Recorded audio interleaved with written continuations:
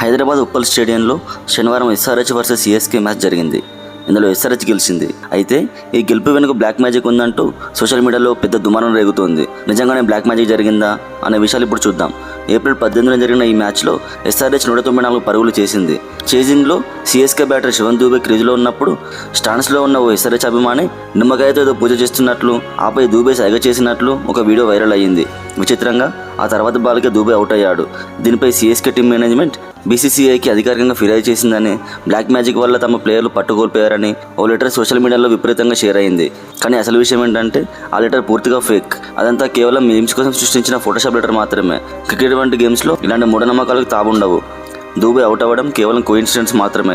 నిజానికి ఈ మ్యాచ్లో అభిషేక్ శర్మ మెరుపు హాఫ్ సెంచరీ, ఇషాన్ మలింగ అద్భుతమైన బౌలింగ్ వల్ల ఎస్ఆర్హెచ్ 10 పరుగుల తేడాతో విజయం సాధించింది. సో అది బ్లాక్ మ్యాజిక్ కాదు, కేవలం ఆరెంజ్ ఆర్మీ పక్క ప్లానింగ్ పర్ఫార్మెన్స్ మాత్రమే. మీరేమనుకుంటున్నారు? ఇది కేవలం కోఇన్సిడెన్సా లేక నిజంగానే లక్ కలిసి వచ్చిందా? కామెంట్ చేయండి. మరిన్ని ఐపీఎల్ అప్డేట్స్ కోసం సబ్స్క్రైబ్ చేసుకోండి.